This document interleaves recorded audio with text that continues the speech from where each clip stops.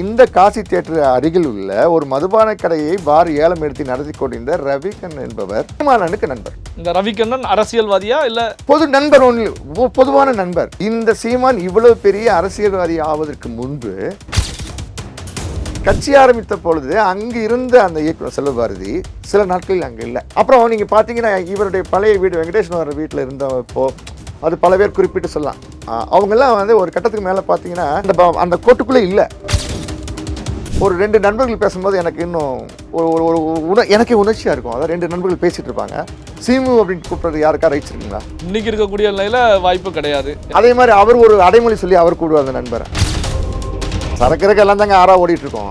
அதில் வந்து நீ கொண்டு வந்து தான் குடிக்கணும்லாம் அங்கெல்லாம் அவசியம் கிடையாது. நீ உட்காந்தாலும் ஆட்டோமேட்டிக்காக வந்துட்டு இருக்கோம். உங்கள்கிட்ட நீ கன்னியூ பண்ணிக்க, உனக்கு என்ன வேணும் மட்டும் சொல்லு. இதுவா அதுவா அதுன்னா அது வந்து ரொம்ப பண்ணிடு. நடக்காத விஷயங்களை சொல்லலை.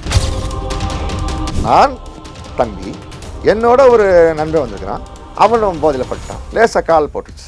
நம்மளாம் என்ன சொல்லுவோம்? நான் போட்டாலாவது பரவாயில்ல, என் நண்பன் வந்து போட்டானே எப்படி இருக்கும்? கோவம் வருமா வராதா? நான் திட்டுறேன், ஏன்டா அண்ணன் மேலே கால் தட்டி போட்டான். அவர் சொன்ன ஒரே வார்த்தை,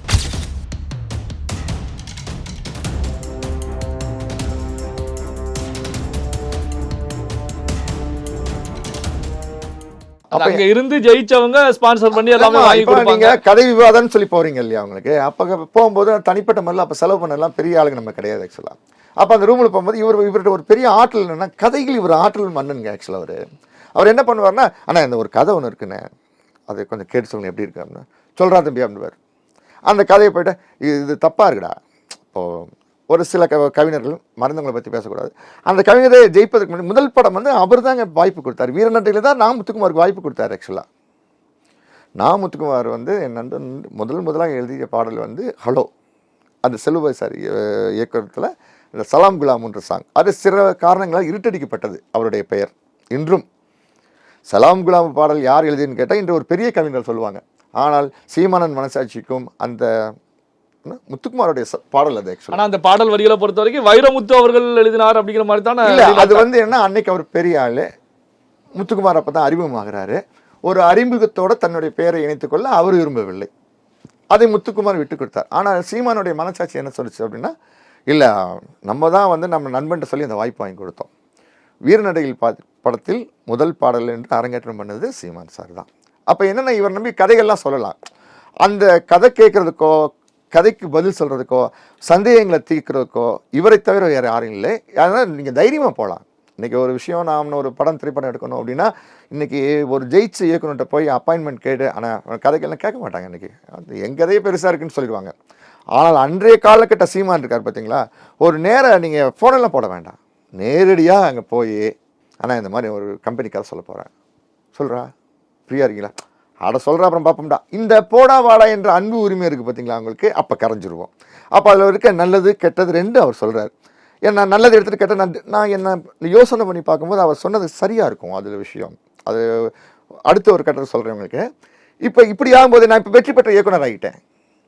அப்போது நான் எங்கே போவேன்? அப்போ அவர் உரிமையாக ஜெயிச்சப்படி எனக்கு கூப்பிடுவார், தம்பி எங்கடா இருக்கா என்ன சொன்னேன், வந்து சாப்பிட்டு விட்டு போகிறது. அந்த பழைய நான் வெற்றி பெறுவதற்கு முன்னால் எனக்கு என்ன மரியாதை தந்தாரோ அதே மரியாதை இப்போ தரும்பொழுது நான் ஏற்றுக்கொள்கிறேன். என்ன காரணம்னா, எனக்கு முகவரி இல்லாத பொழுது என்னையும் ஒரு மனிதனை உட்கார வச்சு நீ என்னுடைய கதையை நீ கேட்டு கருத்துக்கள் சொன்னீங்க பார்த்தீங்களா, ஏன்னா எனக்கு சாப்பாடு அவர் போட்டிருக்காரு. அப்போ நான் எப்படி அவரை மறப்பேன்? இந்த சென்டிமெண்ட் பேக்ட்ராப் இருக்குது பார்த்தீங்களா அவருக்கு. இப்போ இந்த அரசியல் வந்து தான் கிடையாது, இது முதல் காலகட்டத்தில் வந்து இருக்குது.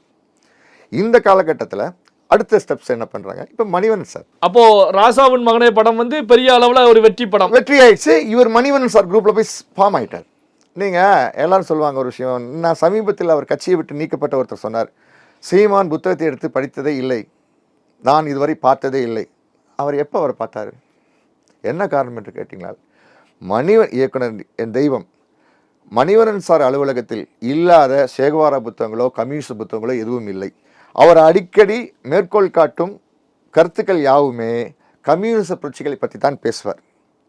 இதில் சீமானனை பொறுத்த ஒரு பெரிய ஹைலைட் என்னென்னா, அவர் புத்தகத்தை படித்து தான் அது வந்து இறைவன் கொடுத்த ஒரு பெரிய பரிசுன்னு சொல்லுவாங்க சார். சிலர் வந்து அந்த கேள்வி நானோன்னு ஒன்று சொல்லுவாங்க.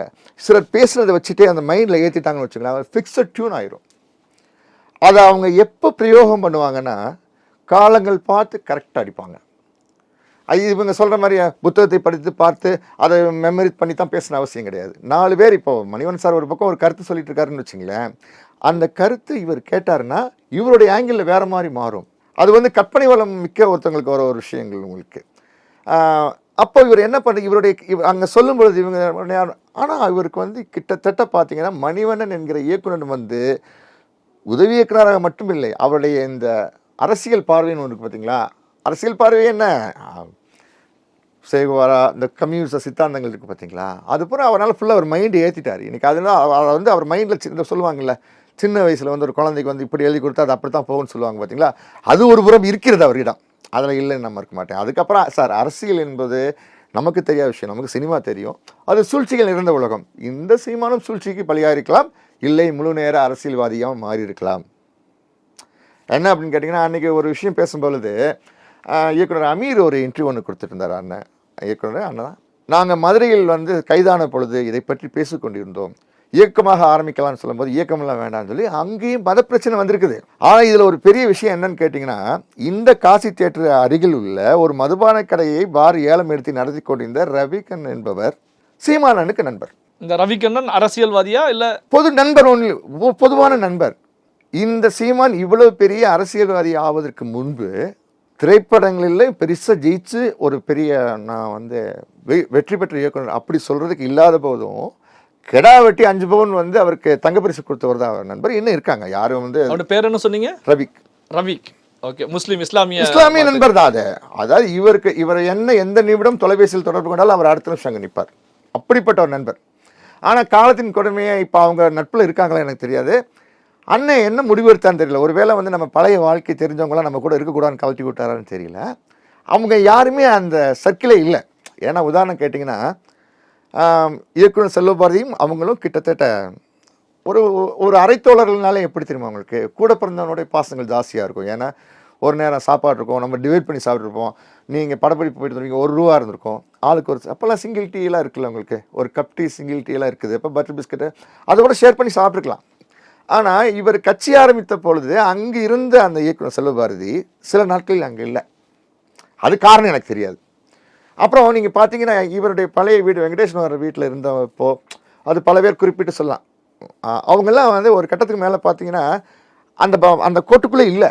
அதாவது அவங்களா விலகி போனாங்களா இல்லை சீமான் அவர்கள் ஓரங்க தெரியாது. ஏன்னா 2 விஷயங்கள் இருக்குது. இது நீங்கள் இப்போ என்னோட யதார்த்தமாக நீங்கள் பிகினிங் ஆரம்ப காலகட்டங்களில் பழகுறீங்கன்னா என்னுடைய பார்வையில் நான் உங்கள்ட்ட அதை தாங்க எதிர்பார்ப்பேன். நீங்கள் ஜெயிச்சிட்டிங்களா, இப்போ நீங்கள் இருக்கீங்கன்றக்கோசரம் நான் உங்களை வந்து முதல்ல அந்த உரிமையாக பேசி பழகிட்டேன்னு வச்சுங்களேன், 15 பேரில் சமுதாயம் இருந்தால் கூட என்னால் மாற்றி பேச முடியாது. இப்போ நான் என்ன பண்ணுவேன், உங்களை தம்பி நல்லா இருக்கீங்களா தம்பி தான் கேட்பேன். உங்களுக்கு இன்றைக்கி நீங்கள் வந்து பெரிய ஒரு அரசியல் கட்சி தலைவரான பின்னாடி ஐயா நான் சொல்ல மாட்டேன். ஏன்னா அந்த 2வது பாகம் இருக்குது பார்த்தீங்களா, அதான் கிபின்னு சொல்லுவாங்கள்ல, கிபியில் வந்தவங்களுக்கு கிமுக தெரியாது ஆக்சுவலாக. அப்போ கிபியில் இருக்கவங்க என்ன சொல்லுவாங்க, ஐயா வேணாம் அப்படின்வாங்க. ஏன்னா அது அரசியல் நடிப்பு. இந்த சினிமாவில் உங்களோட பழகினாங்க பார்த்தீங்களா, அவங்களாம் யதார்த்தமான வாழ்க்கை. அன்னைக்கு நீங்கள் ஒரு யதார்த்தமான மனிதர். ஆனால் இந்த யதார்த்த மனிதன் இன்றைக்கி வந்து உங்கள்கிட்ட அரசியல்வாதிகிட்ட பேசும்போது என்னதுன்னா நீங்கள் அதை டிசப்பியர் நினச்சிட்டிங்க. ஒரு என்ன நம்ம 10 பேர் நிற்கிறாங்க, இவன் கை கட்டி நிற்கிறாங்க, அதெல்லாம் நடந்தது உண்மைங்க. ஆக்சுவலாக எல்லாமே புறக்கணிச்சாச்சு, எல்லாம் முடிஞ்சு போச்சு. இப்போ அவர் என்ன பண்ணுறாரு அப்படின்னு கேட்டிங்கன்னா, மணிவண்ணன் சார்ட்ட இருந்த காலகட்டத்தில் பாரதிராஜா ஐயாவுடைய, ஏன்னா என்றைக்குமே உதவி இயக்குநர்கள் எப்படி இருக்கணும் அப்படின்னு சொன்னால் எங்கள் ஐயா பெரியவருடைய உதவியாளர்கள் மாதிரி இருக்கணும். அது நான் பெரியவர் அப்படின்னா யார, அதாவது இந்த சினிமா என்பதனுடைய ஆழமரம் யாருன்னா பாரதிராஜா சார் தான். என்ன ரீசன்னா, நான் கூட பார்த்தீங்கன்னா அவருடைய கிளைகளில் ஒன்றா வருவேன். ஏன்னா என்னுடைய இயக்குனர் கே ரங்கராஜ் அவருடைய அஸ்டன். இன்றைக்கி அவருடைய வேர்கள் இருக்குது பார்த்தீங்களா, அது எங்கேயோ ஒரு பக்கம் விரிஞ்சு கிடக்கும். ஒரு படப்பிடிப்பு நடக்குன்னு வச்சுங்களேன், அதில் கதை விவாதத்தில் கூட அங்கே ஒருத்தர் உட்காந்துருப்பா, நீ யாரோட உதவியாளர்னு கேட்டால் நான் பாரதிராஜா உதவியாளர் சொல்லுவாங்க. இந்த வேர் வந்து ஆக்சுவல் இன்னும் ஒரு காலகட்டங்கள் ஒரு ஜென்ரேஷன் வந்தாலும் சரிங்க, பாரதிராஜா என்கின்ற வேர் இருக்குது பார்த்தீங்களா, அதனுடைய விழுதுகள் வந்து எங்கேயும் கட் பண்ணி அது அத்தனை தொப்புள் கொடி வர மாதிரி. அது ஆக்சுவலாக சினிமாவுக்கு அவர் தாய். அப்போது பசுமன்ற ஒரு படத்துக்கு இவருக்கு வாய்ப்பு கிடைச்சது. இதை சொல்கிறேன் இல்லைங்க, இவருடைய பேச்சு வார்த்தை யதார்த்தத்தனமான வெகுளித்தனமான பேச்சுக்கள் யாரையுமே ஈர்த்துருங்க, எல்லாருமே அடிக்ட் ஆகிடுவாங்க. பொண்ணுங்களை இன்றைக்கி அந்த ஒரு 2 நண்பர்கள் பேசும்போது எனக்கு இன்னும் எனக்கே உணர்ச்சியாக இருக்கும். அதாவது 2 நண்பர்கள் பேசிகிட்டு இருப்பாங்க, சீமு அப்படின்னு கூப்பிட்றது யாருக்கா ரைட்ஸ் இருக்குங்களா? இன்னைக்கு இருக்கக்கூடிய நிலையில வாய்ப்பு கிடையாது. அதே மாதிரி அவர் ஒரு அடைமொழி சொல்லி அவர் கூடுவார் அந்த நண்பரை.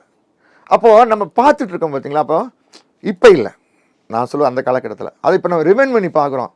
என்னடா அந்த உறவுகள்லாம் பேசுனாங்க பார்த்தீங்களா. அதெல்லாம் வந்து இன்றைக்கி ஒரு கட்டத்துக்கு இந்த அரசியலில் போகும்போது எல்லாமே காணா போயிடுச்சுன்னு சொல்ல காணா போயிடுச்சு. அதுவும் இந்த வலசவாக அலுவலகம் என்று மாறினாங்களோ அதோட அங்கே ஒரு ஒரு ஒரு நடிகர் அந்த பையன், ஆக்சுவலாக அண்ணா ஆஃபீஸில் இருந்த பையன், ஒரு தடவை கேட்குறேன், அண்ணனை போய் பார்க்கலையாண்ணா, ஏன்ப்பா சும்மா வேலையை பரப்பா, இந்த வாய்ஸில் நான் பேசினாலும் யாருங்கிறத வந்து சம்மந்தப்பட்டவங்க புரிஞ்சுக்குவாங்க. போப்பா ஏதோ ஆண்டவன் இருக்கான்ப்பா எனக்கு அப்படின்ட்டு. அப்படி அப்போ என்ன அவங்கெல்லாம் வந்து ஒரு காலத்தில் இவங்கெல்லாம் என்ன சொன்னாங்க, அண்ணன் வந்தேன் கஷ்டப்பட்டேன் அப்படிப்பட்டேன். அவரும் அவர்களை வந்து எங்கேயோ நான் பெரிய செல்வாக்கான குடும்பத்தில் பிறந்த ஒரு சீமான அன்றைக்கி பார்க்கும்போது எனக்கு வேடிக்கை ஒன்று பார்த்தேன். நான் ஆக்சுவலாக ஏதோ கட்சி பூசலில் பார்த்தீங்கன்னா இந்த 500 பேருக்கு பிரியாணி போட்டதை பெருசாக பிளாஸ் பண்ணியிருந்தாங்க. இன்றைக்கி 500 பேர் இல்லை, 5000 பேருக்கு சாப்பாடு போடலாம். ஆனால் அன்னைக்கு பொறுத்தளவு இந்த திருநிதின்னு சொல்கிறாங்க பார்த்தீங்களா, அன்றும் திருநிதி மாதிரி திரட்டி தான் ஒரு 20 பேர் சோறு போட்டு உட்காந்துருந்தார். அதாவது நீங்கள் ஏற்கனவே சொன்னது போல தான், அதாவது வாய்ப்பு தேடி வரக்கூடியவங்களை அங்கே தங்க வச்சுட்டு அந்த வாய்ப்பு தேடி வந்து அங்கே சாப்பிட்டு வளர்ந்து அச்சீவ் பண்ணவங்ககிட்ட இருந்து ஃபண்டு வாங்கி இவங்களுக்கு அதான் சொல்கிறேன். திருநிதிங்கிறது என்னமோ ஒரு 2 விஷயம் இருக்குது சார். உங்களுக்கு எல்லாத்துக்கும் ஆண்ட ஒரு ஒரு ஒரு டைப்பாக எழுதியிருப்பாங்க உங்களுக்கு மேட்ரு. எனக்கு அந்த 500 பேருக்கு பிரியாணி கதை வரும்போது அதான் யோசனை பண்ணி பார்த்தேன். ஒரு தடவை சார் நான் ஒரு நண்பரோட போயிருந்தேன். அண்ணன் கூட நல்லா பேசுவேன். நான் 2-3 தடவை எப்போ அண்ணன் தொடர்புகள் இருக்கா இது பண்ணேன், அண்ணன் எடுக்கல. சரி, அவங்க பிஸியாக இருப்பாங்க. நமக்கு ஒரு ஒரு உதாரணம், உலகக்கோப்பை தொலைக்காட்சி வந்து கிரிக்கெட் வந்து டிவியில் போயிட்டுருக்குதுங்க. எல்லாமே வர சந்தோஷமாக எல்லாம் என்ஜாய் பண்ணிப்பாங்க. அந்த பக்கம் சாப்பாடு வந்துட்டு இருக்குது. அவர் ஒரு சில விஷயங்கள் என்ன பண்ணுவார், சமையலில் வரும்பொழுது இந்த அவன் வருவான்டா, அதை தனியாக எடுத்து வைடா, இவங்க சாப்பிடுவாங்க, இதெல்லாம் சொல்கிற சீமான் சார். அவர் ஆக்சுவலாக எவ்வளோடா கறி இருக்குது, ஒரு 4 கிலோ பத்தாதுடா, 2 கிலோ எக்ஸ்ட்ரா போடு, நண்பன் வரேன்னு சொன்னான்டா. அந்த நண்பன் யாரும் நமக்கு தெரியாது, அந்த இயக்குனர் யாருன்னு நமக்கு தெரியாது. நண்பன் வரேன் எடுத்து வைடானோடனே நான் சொன்னேன் பார்த்தீங்கன்னா, நடிகர் ஒன்று ஒரு குண்டால தூக்கி எடுத்து தனியாக வச்சுருப்பார் விஷயமேற்றவங்களுக்கு. ஏன்னா காலியாயிரும், எடுக்கிறவன் வந்து தடுக்க முடியாதுல்ல. ஸோ அதனால் என்ன பண்ணுவோம் அப்படின்னா, எல்லாம் சரக்கிறக்கு எல்லாம் தாங்க ஆறாக ஓடிட்டுருக்கோம். அதில் வந்து நீ கொண்டு வந்து தான் குடிக்கணும்லாங்கிற அவசியம் கிடையாது. நீ உட்காந்தால ஆட்டோமேட்டிக்காக வந்துட்டுருக்கோம். உங்க நீ கன்னியூ பண்ணிக்க, உனக்கு என்ன வேணும் மட்டும் சொல்லு, இதுவா அதுவா அதுன்னா அது வந்து ரொம்ப பண்ணிட்டு. இப்போது இவர் என்ன பண்ணாருன்னா, இதெல்லாம் கண்ணு முன்னாடி பார்த்த காட்சிகள்ங்க. அவர் மறந்துருந்தால் இதை ஞாபகப்படுத்துவார் நம்புகிறேன் நான். ஆக்சுவலி ஏன்னா நான் தவறு சொல்லலை, சாரி நடக்காத விஷயங்களை சொல்லலை. படுத்திருக்காரு இந்த நான் தம்பி, என்னோட ஒரு நண்பன் வந்திருக்கிறான், அவனும் போதையில் பட்டான், லேசாக கால் போட்டுச்சு. நம்மளாம் என்ன சொல்லுவோம், நான் போட்டாலாவது பரவாயில்ல, என் நண்பன் வந்து போட்டானே எப்படி இருக்கும், கோபம் வருமா வராதா? நான் திட்டுறேன், ஏண்டா அண்ணன் மேலே கால் தட்டி போட்டான். அவர் சொன்ன ஒரே வார்த்தை, ஏண்டா அவன் தெரிஞ்சாடாது போட்டேன், உர்றா அப்படின்னு சொன்னவர் தான் செய்வானு. அந்த நீங்கள் சொன்னீங்களா திருநிதி, எனக்கு திருநிதினால சிரிப்பு வந்துருங்க. ஆக்சுவலாக உதவி வைக்கிறார் யாராவது ஒருத்தவர்கிட்ட ஓடி வந்து, இந்த மாதிரி அண்ணே ஆஸ்பத்திரிக்கு போகல, அம்மா இதாக ஒன்று சொல்லுவாங்க. அவரிடம் இருக்குதோ இல்லையோ, போன போட்டேன், தம்பி எங்கடா இருக்க அப்படின்னு. இந்த தம்பிக்குன்னா இவன் உண்மை சொல்லானா பொய் சொல்லானா ஆராய்ச்சி ஓடல, ஏன்னா ஜோப் வந்து எடுத்து கொடுக்குறது இல்லை. அப்புறம் எங்கேயோ ஒரு பக்கம் சம்மந்தப்பட்ட இவரால் வெற்றி பெற்ற ஒருத்தர் உட்காந்துருப்பார். இந்த தம்பி வருவான், அவனுக்கு ஒரு 5000 ரூபா கொடுத்து விடணும். அவன் ஒன்றும் சொல்ல மாட்டான், கொடுத்துட்ருவாங்க. அவன் இதுக்கு முன்னாடி அந்த சம்மந்தப்பட்ட நபர்கிட்ட போய் இந்த ஏமாற்றி பணம் வாங்குறானா, போய் அங்கே 2000 வாங்கியிருக்கலாம். இருந்தாலும் இவன் சொல்லிட்டாரே, இந்த மாதிரிலாம் நடக்கும். அது ஒரு சில விஷயங்கள் இப்படி பார்த்தோன்னு வச்சுக்கலாம். ஒன் ஜோப் வந்து கொடுத்தா தானே உனக்கு வலிக்குன்னு சொல்லுவாங்க இல்லையா அவங்களுக்கு. இப்படி ஒரு காலகட்டங்கள் ஓடி இப்போ இங்கே போகும்போது தான் பெரிய பெரிய லிங்க் அவருக்கு தொடருது. யாருக்கு? இயக்குனர் மணிவண்ணன் மூலியமாக தான் ஒரு சர்க்கிள் அவருக்கு ஒன்று சேருது, அறிவுமதின்னு. அங்கே இப்போ அப்படியே இவர் சொல்கிறார் உங்களுக்கு, அதாவது 2 தோட்டம் இருக்குங்க. தேனாம்பேட்டைன்னு ஒரு, அதாவது உதவி இயக்குனரில் தேனாம்பேட்டை கூட்டம், பாண்டி பஜார் கூட்டம் ஒன்று.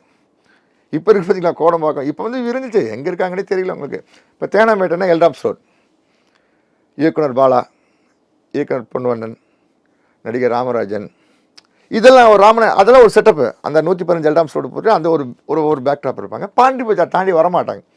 இந்த தெலுங்கு படத்தில் தமிழ் படத்தில் ஒர்க் பண்ணுவாங்க பார்த்தீங்களா, அவங்க பூரா இந்த பக்கம் இருப்பாங்க, கோடம்பாக்கம் சைடு இருப்பாங்க. இவருக்கும் அவருக்கும் பாலானனுக்கும் அண்ணனுக்கும் வந்து இந்த உறவுகளை எங்கன்னா அறிவுமதி அலுவலகம் மூலமாக தொடருது. இப்போ இவங்க சொல்கிறாங்க பார்த்தீங்களா அவங்களுக்கு. எனக்கு சில இடங்களில் வந்து இந்த விடுதலை எல்டிடி அதெல்லாம் அரசியல் அண்ணன் தீவிரமாக இருக்காங்க எல்லாம் நான் கேள்விப்படுவேன். ஆனால் எனக்கு ஒரு விஷயம், ஒரு ஃப்ளாஷ்பேக் போச்சுன்னு வச்சுக்கலாம் உங்களுக்கு. நான் யோசனை பண்ணி பார்க்குறேன், திரு செல்வபாரதி அவர்கள் இருக்காங்களே, அவர் வந்து எப்படின்னா விசி குகநாதன் ஐயா இருக்காரு இயக்குனர், அவருடைய நல்ல சகோதர பாசமிக்க ஒரு இயக்குனர். இன்னும் சொல்ல போனீங்கன்னா குகநாதன் யாருன்னா அவருடைய உதவியாளர் யாருன்னா இன்று நடிகர் விஜயோடைய அப்பா எஸ்.ஏ. சந்திரசேகர் இருக்காரு, அவர் விசி குகநாதன் சாருடைய உதவியாளர். இன்னும் சொல்ல போனால் அவர் ஒரு இலங்கை தமிழர் விசி குகநாதன் சார். விசி குகநாதன் குகநாதன் பெரிய இயக்குனர், எம்ஜிஆர் படங்களுக்கு கதைவசனம் எழுதினவர், பெரிய இயக்குனர். இன்னும் சொல்ல போனால் செல்வபாரி சாருக்கு வந்து வாய்ப்புகள் வந்து கிடைச்சதுக்கு விஜய் வச்சு முதல் படம் நினைத்தேன் வந்தால் இயக்குவதற்கு அவரும் ஒரு காரணம்.